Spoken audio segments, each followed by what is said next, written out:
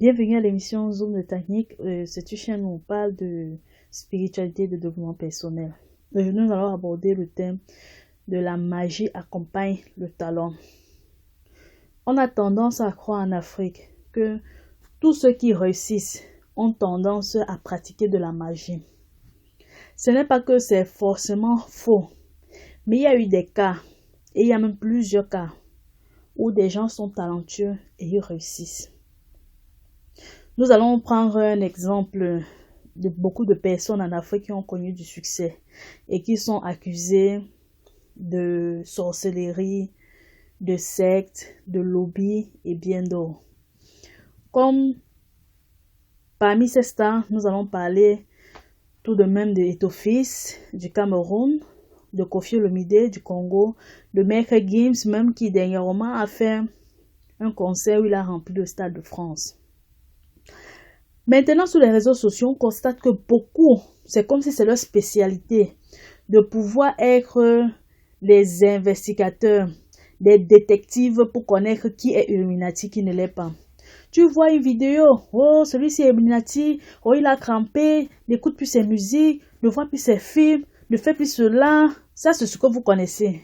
Et ceux qui ont crampé, ceux qui sont dans la sorcellerie, au quartier, dans sa plus petite échelle, la personne qui mange l'eau la nuit là, ces gens-là que vous ne connaissez pas et que vous ne dénoncez pas, vous faites quoi d'eux?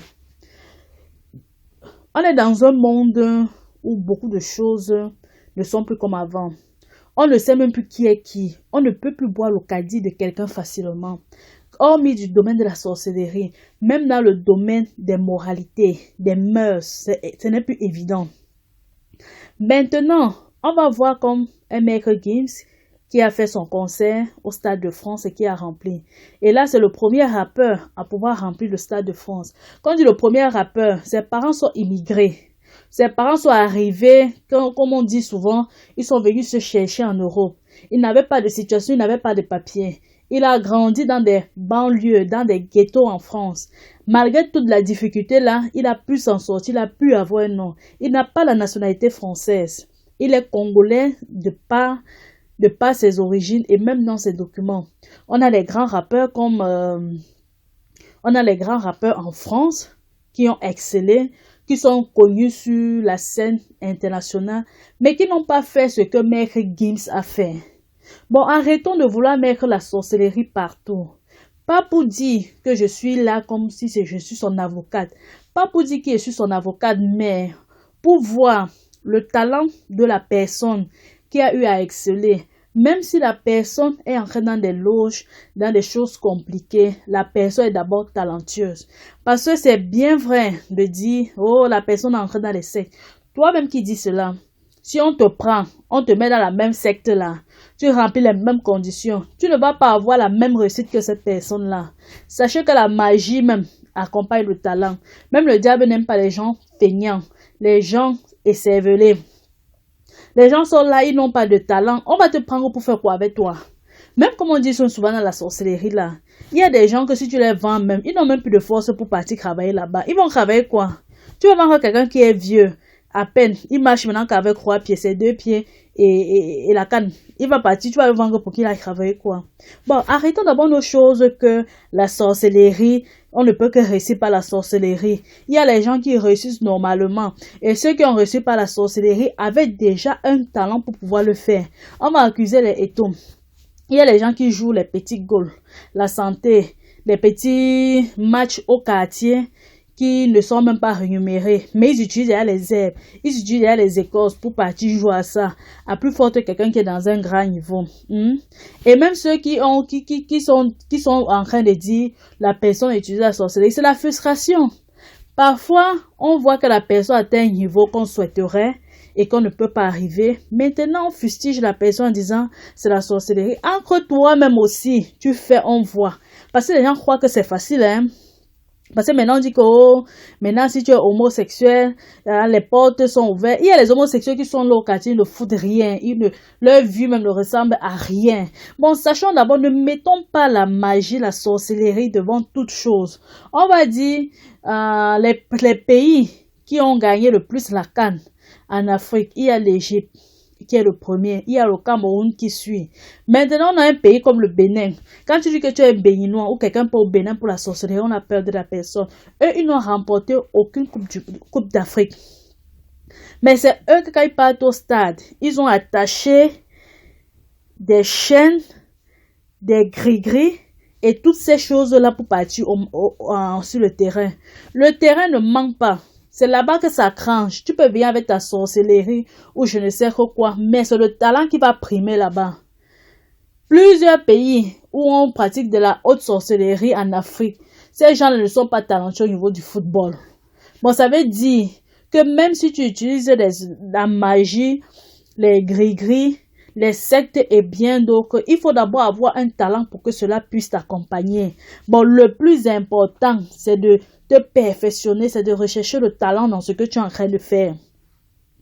Ne sois pas une personne juste pour satisfaire ton ego, bon, pour te consoler à toi-même que si je n'ai pas réussi, c'est parce que la personne là a crampé. Hein. Parce que moi-même, si je crampais, ça devait le dépasser. Faux. Si tu crampais, tu devais toujours être zéro. Parce que tu n'as aucun talent. Bon, arrête de vouloir te consoler et de vouloir toujours frustrer les autres personnes en disant que leur talent, c'est parce qu'ils ont eu à ancrer dans des choses qui sont bizarres. Et en parlant même des magies là, et de sorcellerie et des maraboutismes là, vous avez vu l'enfant d'un marabout réussi? J'entends toujours que non, ce monsieur-ci a réussi parce que son oncle, son père, sa tante, un membre de sa famille ou de sa belle famille ou parmi ses amis est un grand dans la société. C'est comme ça que moi j'entends généralement que beaucoup de personnes ont réussi. Mais je n'ai pas encore entendu l'enfant du marabout qui a réussi. Donnez-moi ne serait-ce que l'exemple d'un seul enfant, d'un marabout, homme comme femme qui a réussi, qui est devenu un directeur, un général, un homme d'affaires, même un féman. C'est toujours eux qui travaillent pour que les fémans partent dans leur fait, on ne les tue pas. C'est toujours eux qui font à ce que le mariage des autres puisse tenir sur les écorces. Mais pour elles-mêmes là, elles ne sont pas dans le foyer, elles ne sont pas heureuses, elles ne tiennent pas dedans. Mais c'est son enfant là qui cherche aussi boulot, qui tourne dans la vie. Et après quand la vie là a tapé, l'a dépassé, son père le forme aussi avec un marabout. Ils ont rien fait quoi, on a vu. On va dire que non, le médecin lui-même ne peut pas se soigner, il ne voit pas sa maladie. Bon, il y a même de l'égoïsme dedans. Pour qu'il ne peut pas avoir son collègue marabout, pour que l'autre marabout puisse aider son enfant. Et c'est ça qu'on prend en Afrique. Et beaucoup de gens ne veulent plus rien faire. On croise les bras. On ne veut plus rien faire de notre vie parce qu'on a mis en avant que c'est la magie. Que non, ça ne sert à rien de se battre. Parce que tous ceux qui réussissent là ont crampé, ont fait des choses qui ne sont pas sérieuses. Et quand tu vas toujours penser comme ça va te rendre davantage faible. Ça va te rendre feignant, vraiment, excuse-moi du terme, mais parce que ce n'est pas la manière de penser pour quelqu'un qui cherche à réussir. Tu vas dire qu'elle vend le piment. Oh, celle-là a réussi parce qu'elle vend le piment. Tu es sûr que si c'est le même piment là que tu vends, tu vas réussir comme la personne. Hein? C'est facile de dire que la personne c'est un voleur, c'est un ceci. Même s'il vole, il y a le talent, il y a niveau et niveau. On dit souvent il y a les voleurs au col blanc.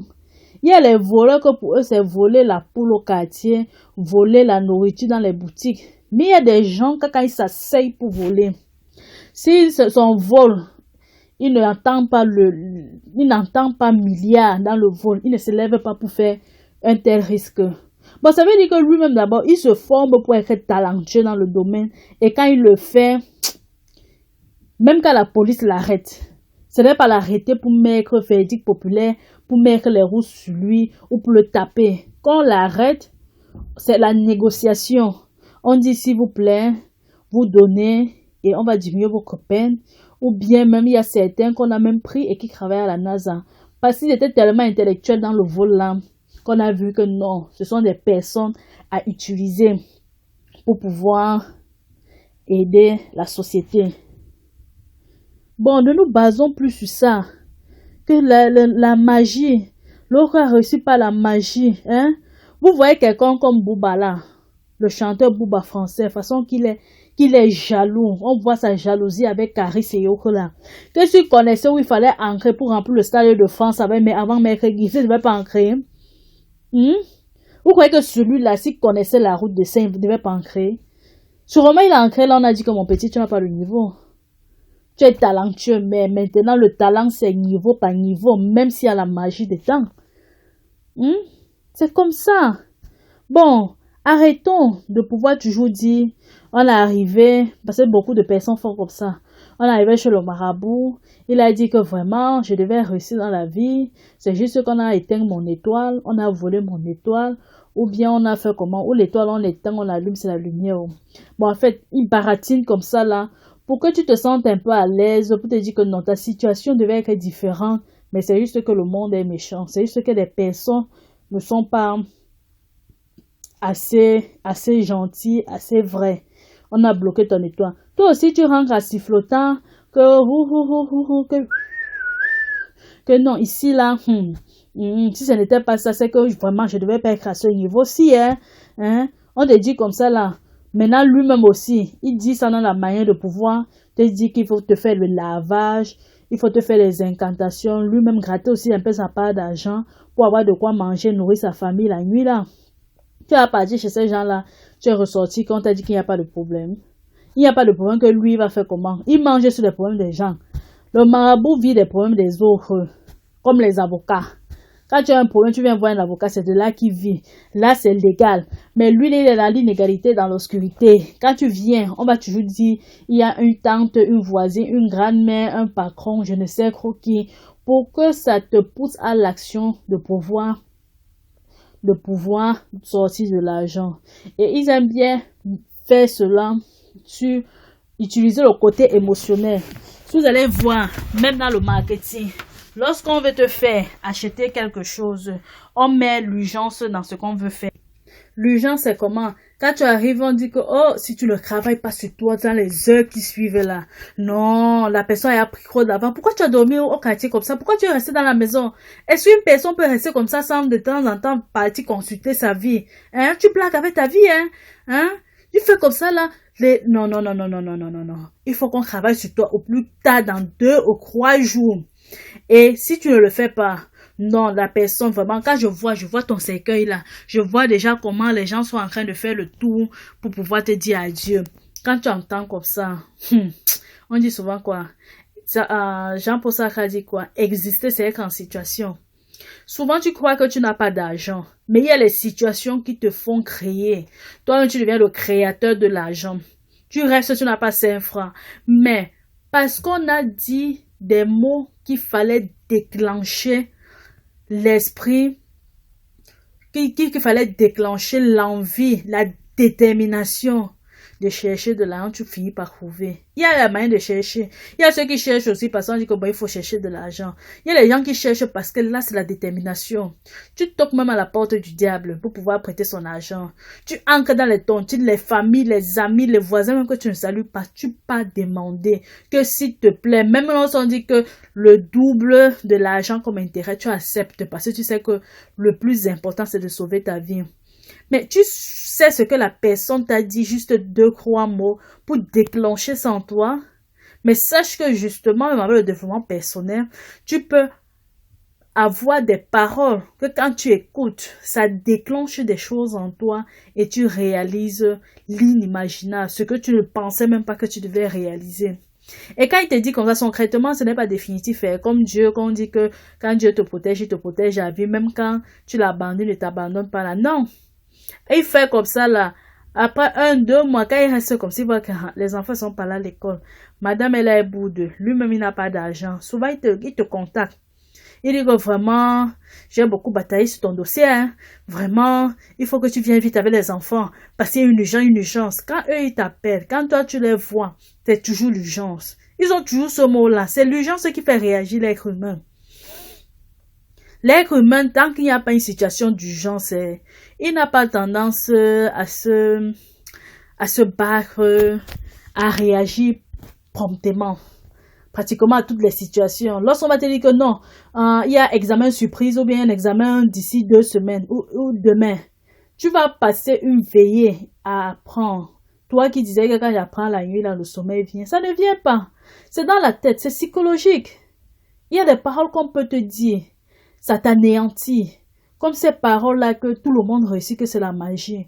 Ça t'anéantit. Ça fait ce que tu ne veux plus te battre. Ça fait ce que tu ne veux plus rêver. Ça fait ce que tu dis que je suis venu accompagner les gens sur terre. Tu observes seulement la vie des gens. Tu dis seulement que ma part de vie, je vais bien vivre quand il sera au ciel. Que les choses de la terre ne servent à rien. Hein? Ça, ce sont les choses passagères. Tu te consoles avec ces paroles alors que ce n'est pas ce que tu ressens. C'est parce que tu aimerais vivre. Mais tu te sens comme piégé.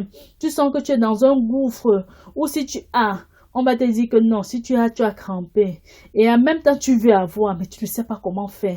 Mais tu te consoles en disant que heureux des pauvres, car le royaume des cieux les appartient.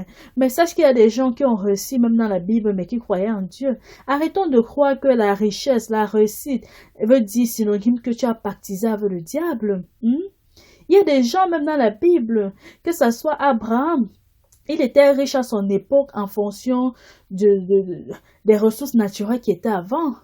Lui, il avait les bétails, d'autres maintenant les pétroles. Hein? On les puits de pétrole, d'autres ont les immeubles. Mais avant, quand tu avais un gros bétail, tu étais riche. Il y en a, Salomon, David, il y a tellement d'exemples dans la Bible qui plaisaient à Dieu, qui faisaient la volonté de Dieu et qui avaient aussi les moyens. Bon, arrête de toujours penser que la magie est ce qu'il faut mettre en avant pour pouvoir réussir. C'est d'abord le talent. Il y a des gens que malgré la magie dans certains milieux, que ce soit au travail, qui subissent, on est obligé de les maintenir. Pourquoi? La personne est talentueuse. On aura beau prendre des gens de la secte, de l'église, ou je ne sais quoi, pour les mettre pour travailler, ou les relations, parce que c'est la famille. Mais il y a certaines personnes que tu ne peux pas les enlever parce qu'ils sont stratégiques. C'est eux le poumon, c'est eux qui font tenir la société. Dès que tu les enlèves, les autres sont les figurants. Comme dans le film, il y a les acteurs, quand tu enlèves, le film n'a plus de sens. On a vu ça dans le film de Bobo Diouf, les séries qui est souquées. Lorsque les producteurs ont eu des problèmes, on a arrivé série qui est souquée, on a mis d'autres personnes. Ce n'était plus ça. Les gens n'ont plus aimé. Ils étaient obligés de renégocier. Bon, sois talentueux dans ce que tu es en train de faire. De telle façon que même si il y a des propositions de magie, des lobbies et autres là, qu'on puisse te supporter parce que tu es talentueux. Parce que quand quelqu'un est talentueux et que la personne est productive, on supporte la personne malgré ses caprices. Mais si tu es cette personne-là qui n'est pas talentueuse, si tu es cette personne-là qu'on peut s'en passer, on va se passer de toi. Et même si tu entres dans ces lobbies-là, alors que tu n'as pas un poids, même jusque-là, dans ces lobbies-là, tu seras un sans galon, tu seras au bas de l'échelle, tu ne vas pas éclorer, on va t'exploiter. Parce que même dans la sorcellerie, là, on exploite des gens. Il y a des gens qui passent le temps à vendre tous les membres de leur famille à crédit. Ils n'ont jamais rien eu, ils ne vont jamais rien avoir. Bon, recherche le talent dans tout ce que tu fais, dans ton école, dans ton travail, dans tes activités, et tu réussiras. Je vous laisse, je vous demande de pouvoir partager au maximum la vidéo si elle vous a plu, afin que la communauté puisse grandir. Partagez sur vos réseaux sociaux et je me ferai le plaisir de vous faire encore un autre podcast la prochaine fois. À la prochaine.